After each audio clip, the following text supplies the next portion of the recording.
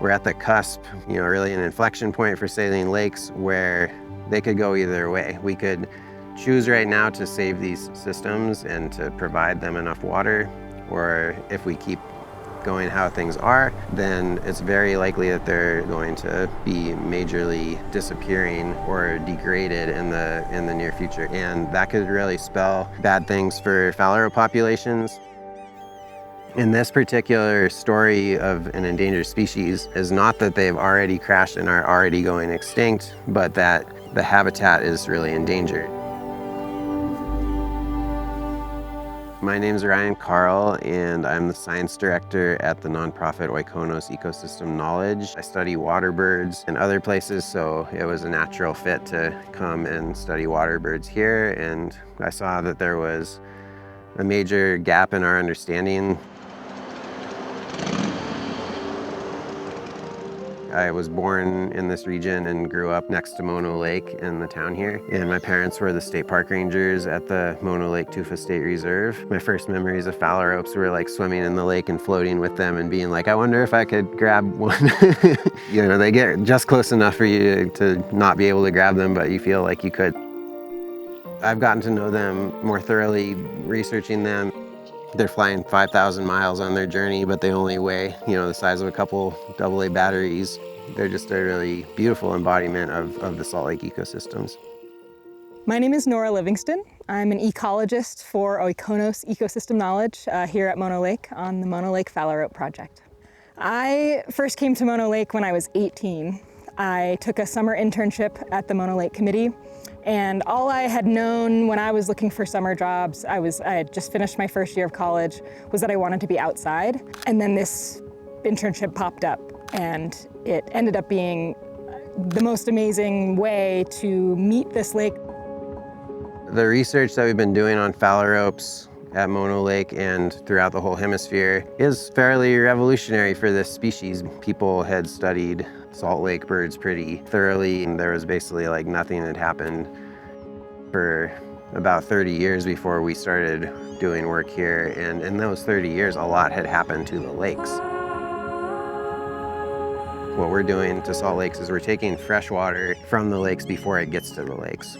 When you upset that balance by not having the fresh water come in, then the lake keeps evaporating, but it starts going down and it gets saltier and saltier. And if you get to a point where the lake dries so much that it gets that salty, then the ecosystem will collapse and there won't be food for birds.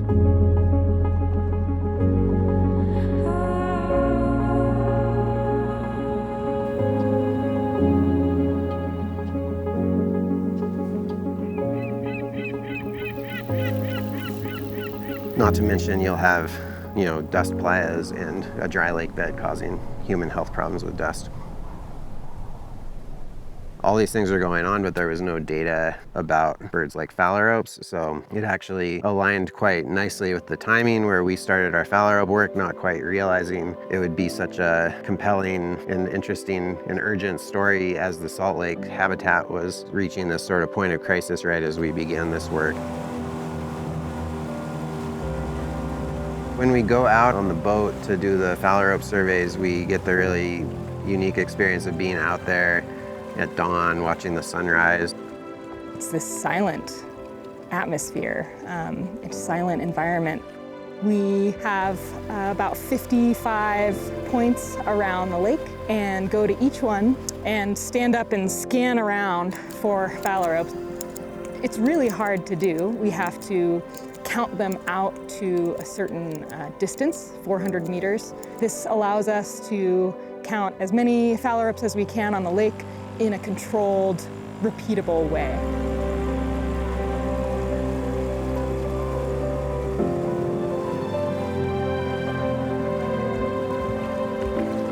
The reason that they hadn't been studied is because they're really hard to study.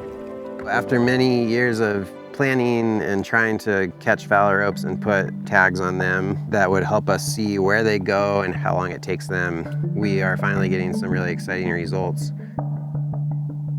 I had basically been banging my head against the wall, raiding my parents' garage to try to find stuff to make different kinds of traps and stuff, and nothing was working.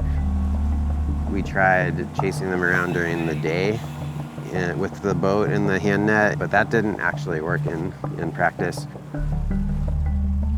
We were pretty haggard and tired, and I was like, let's just try going out at night. It just didn't seem like it was gonna happen. And I figured we'd be out for a couple nights, we'd be trying, we'd be frustrated, and then we got close enough to one. We started before sunset because we wanted to kind of know where the birds were. They started to murmurate around us. Incredible clouds, just like pink and purple and peach. We were rocking in the boat because it was a little breezy, and the birds were flying all around us. And we were just silent, waiting for the dark to come.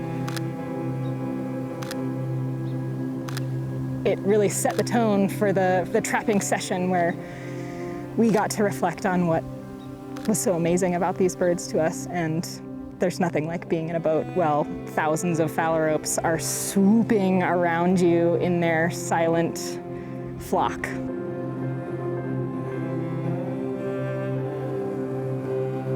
When we first caught a phalarope, I was shocked. It was a red-necked phalarope. We were aiming for Wilson's. Turns out red-necked phalaropes are a little bit easier to catch.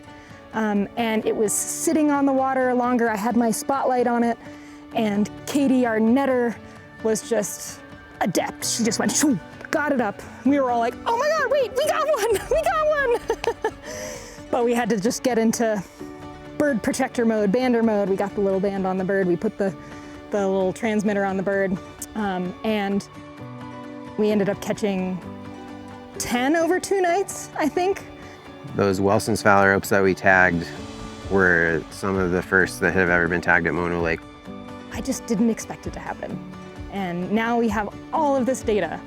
So far, we know that birds are staying on the lake for at least a couple weeks. They fly over the Sierra Nevada, and we saw a green dot in the Central Valley. And then it flew south, and we found the green dot near Catalina Island.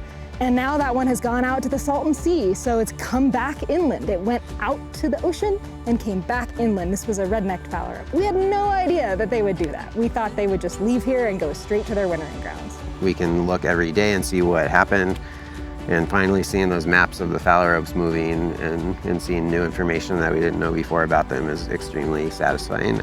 Just those few data points have given us an immense amount of knowledge that nobody knew before. So that was incredibly exciting, and I think it's still sinking in.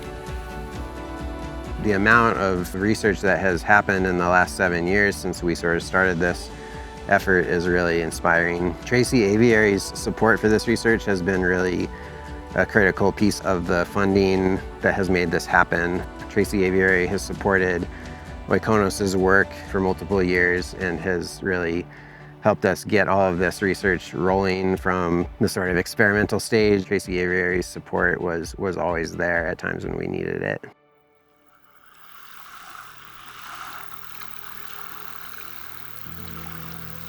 I can't wait for the future of this project. We'll be able to follow birds throughout their whole migration from breeding grounds to wintering grounds and back to breeding grounds, to really have the full picture of what just one little fist-sized shorebird is doing and how we can work to protect them.